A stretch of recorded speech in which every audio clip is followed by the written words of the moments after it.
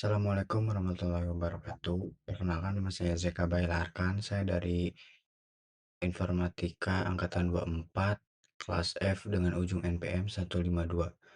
Sekarang saya akan menjelaskan tentang materi Contiguous Memory Allocation.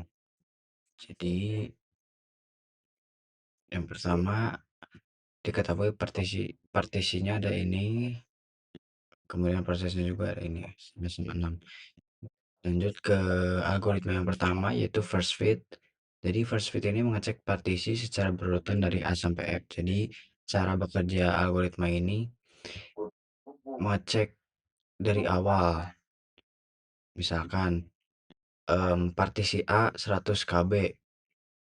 Kita akan masukkan pertama dulu proses 1. Apakah proses 1 ini sebesar 312 KB ini muat ke partisi A? Tidak. Jadi kita lewat proses 1, kemudian lanjut ke proses 2, 192 196 apakah muat di partisi A yang ukurannya 100? Tidak. Kemudian lanjut ke proses 3 yaitu 80, apakah 80 muat? 80 apakah lebih kecil dari 100? Ya, jadi karena 80 itu lebih kecil dari 100, jadi kita bisa memasukkan proses 3 ini ke partisi A. Nilainya 80, jadi sisa partisi A itu sekarang jadi 20.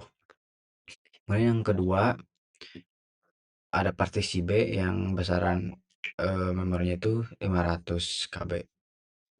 Kemudian kita cek lagi dari pertama proses 1. Apakah proses 1 ini 312 ini masih muat di 500 kilobyte? Ya, karena muat jadi bisa dimasukkan proses 1 ini ke partisi B.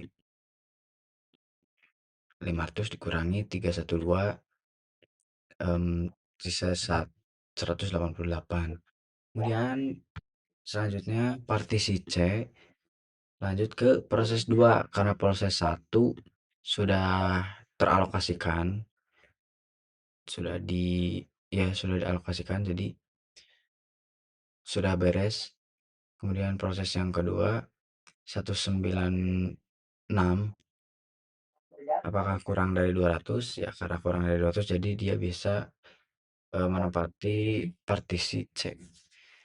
200 dikurangi 196 jadi sisa 4 untuk partisi C. Kemudian terus sampai partisi E. Kemudian yang partisi F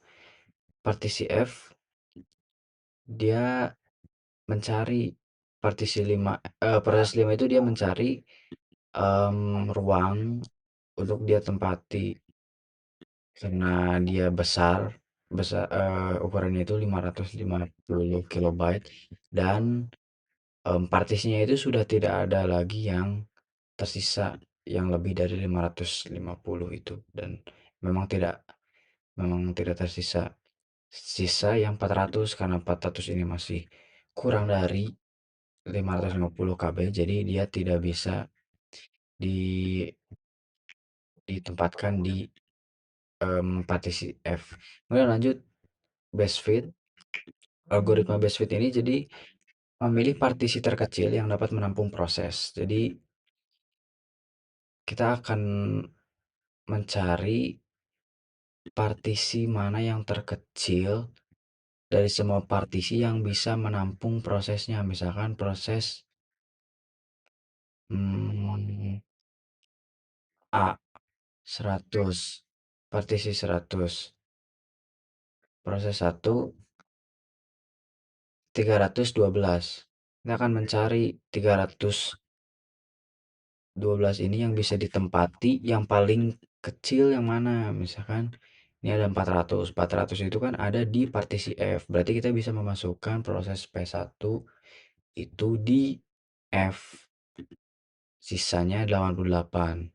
Kemudian proses 2 196. Yang paling mendekati itu berarti C. Kita bisa cari di C P2 196, sisanya 4. Kemudian 80. Yang mendekati 80 adalah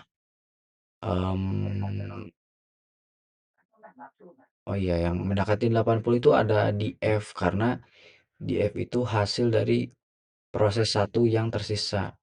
Karena yang dipakai untuk proses satu itu hanya 312, jadi dia tersisa 88. Ini paling kecil, jadi bisa digunakan oleh proses P3.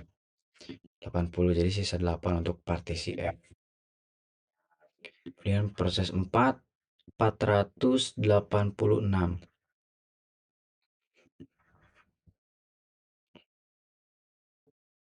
di B. Yang tersisa adalah partisi B. Karena partisi B besarannya itu 500 kilobyte. 500 dikurangi 486, jadi sisa 14 untuk partisi B. Kemudian yang kelima 550. Ini ada di E. 550. Jadi tersisa 50 KB untuk partisi E, diisi oleh proses 5. Yang terakhir ada proses 6, yaitu 266 kilobyte. Ini kita bisa tempatkan di D, karena yang D yang tersisa, dan kebetulan dia cukup juga, masih lebih dari proses 6 ini, 266 KB. Jadi kita tempatkan proses 6 itu di partisi D. Sisanya partisi D jadi 34. Kemudian kita lanjut ke worst fit, mengambil partisi paling besar. Jadi dia akan mengecek proses, misalkan proses satu itu kan dia 312, dia akan mencari partisi mana yang paling besar yang bisa menampung dia. Di sini kan yang bisa menampung dia itu ada 500, 600 sama 400. Itu yang bisa menampungnya. Nah, algoritma worst fit ini akan mengambil partisi paling besar yang bisa menampung. Jadi di sini yang terbesar yaitu 600. Berarti proses satu itu akan ditempatkan ke partisi E. Kita lihat. Nah, proses satu nilainya 312 dan tersisa 288 untuk untuk partisi E. Kemudian yang kedua ada 196 kilobyte. Kita mencari dulu yang mana yang paling besar untuk bisa menampung proses 2 ini, yaitu 500 di partisi B. Kita akan tempatkan proses 2 itu di partisi B. 92, sisanya 304. Kemudian proses 6. Proses 6 itu bernilai 266. Kita akan mencari di sini hasilnya. Yang paling besar itu berarti hasil dari proses 2. Hasil dari proses 2 itu masih sangat besar, yaitu 304 partisinya di partisi B sisanya.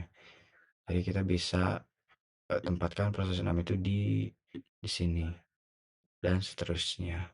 Dan kesimpulannya berarti algoritma yang paling efisien adalah best fit karena menghasilkan total internal fragmentation paling kecil, yaitu 110 kilobytes, sehingga pemanfaatan memori lebih optimal dibandingkan first fit dan worst fit. Untuk internal fragmentation itu dihitung dari jumlah sisanya. Jadi ini 14 tambah 14 tambah 34. Nah, ini berarti totalnya hanya 110 kilobyte. Kalau yang lain itu besar-besar karena tidak efisien. Tidak, ya tidak efisien. Baik, terima kasih untuk penjelasan tentang continuous memory allocation. Sekian, kita lanjut ke soal nomor 2.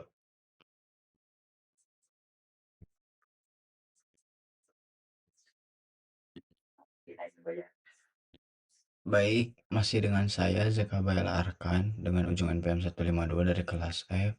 Saya akan melanjutkan pembahasan tentang materi page replacement algorithm. algoritma. Jadi untuk kita langsung saja ke algoritma yang pertama yaitu FIFO, first in first out. Jadi FIFO ini menggantikan halaman yang datang paling awal ke memori. Kita langsung saja ke em, visualisasinya atau penerapannya. Jadi dari sini kita seperti biasa menulis ulang. Kemudian dari sini ini hit karena mengapa hit? Karena nol nol di sini ada pada memori sebelumnya. Jadi kita kalau ada data yang sama pada memori sebelumnya berarti itu dinamakan proses hit atau berhasil. Jadi kita tinggal tulis ulang data yang sama seperti sebelumnya.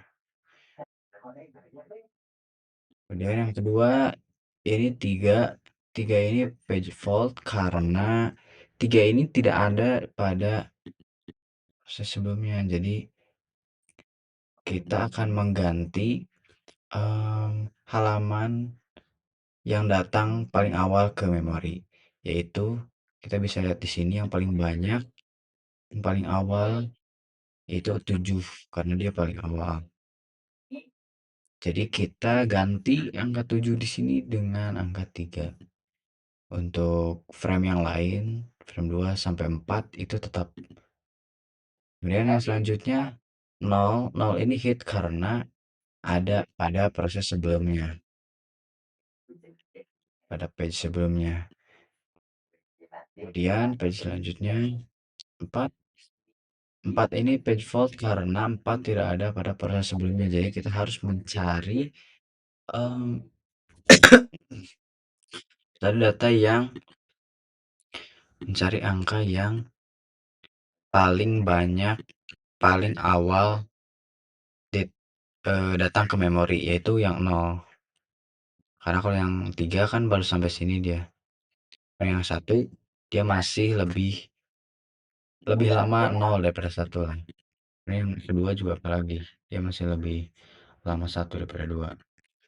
Jadi kita 4 ini di 0 ini diganti dengan 4 dan seterusnya sampai akhir. Kita langsung saja ke akhir. Yang 3 ini page fault karena 3 ini nggak ada pada proses sebelumnya. Jadi kita harus menggantikan 0 karena 0 paling lama datang, paling awal datang ke memori. Itu di sini. Sedangkan untuk angka 2 dia hanya sampai sini. Kemudian angka 7 dia hanya sampai sini, angka 1 dia hanya sampai sini. Jadi 0 itu masih paling lama, paling awal. Itu sampai akhir ini hit karena 2 ada pada proses sebelumnya. Gitu. Kemudian kita lanjut ke algoritma yang selanjutnya yaitu LRU. LRU ini menggantikan halaman yang paling lama tidak digunakan. Kita langsung saja ke contohnya. Misalkan di sini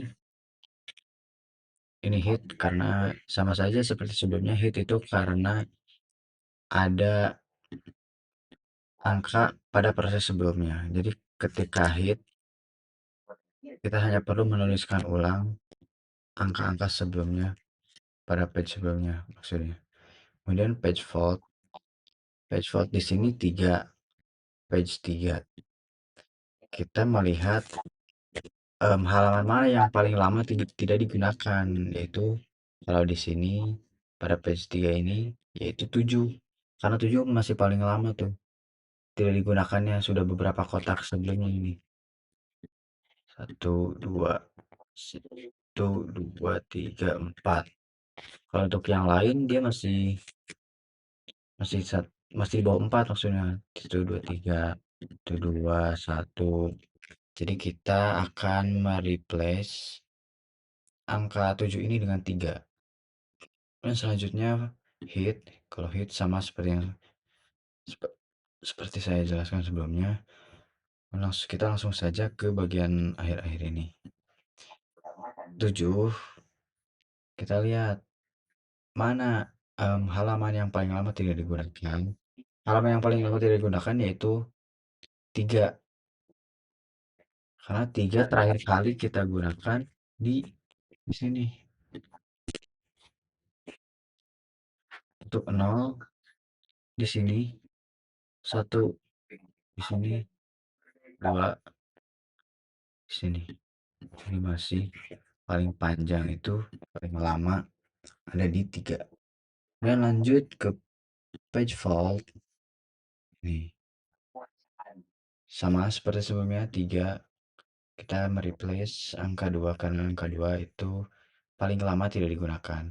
Nah, kemudian di akhir ini jika terakhir itu bukan hit tapi page fault, kita bisa menggunakan em, oh tidak sorry sorry. Jadi kita jika page fault 2 tinggal mencari saja yang mana yang paling lama tidak digunakan. Yaitu kasusnya di sini 7. Itu terakhir digunakan di 3 kolom sebelumnya. 4. 4 itu sedikit ya. Kemudian 0, 0 masih di sini, masih lebih lama 7, 1 masih di sini. Kemudian 2 ini 0 masih di sini, 1 masih di sini, 2 masih di 2 masih di sini.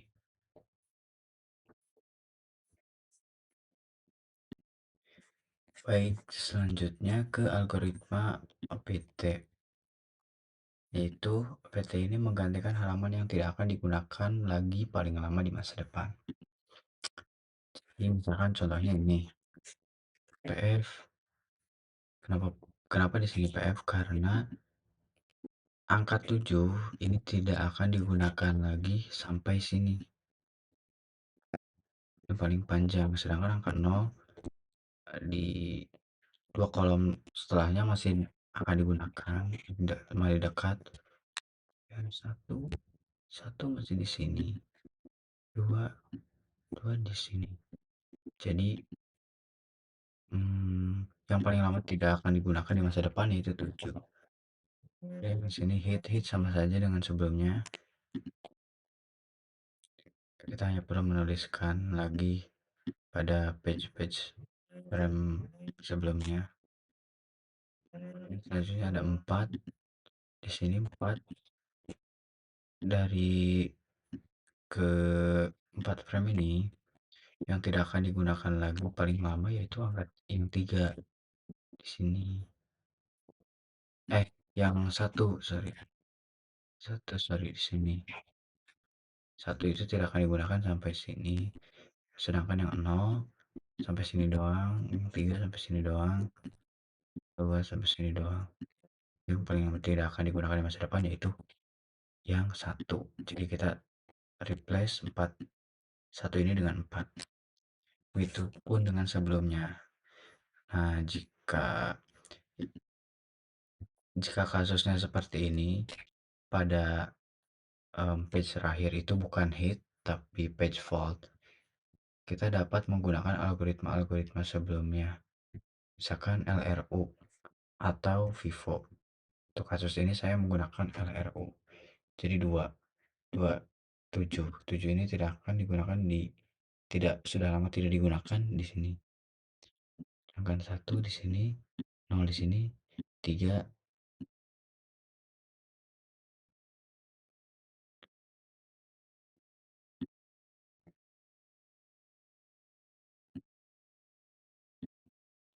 masih 1 kolom. Baik, sekian penjelasan dari saya. Oh iya, saya lupa.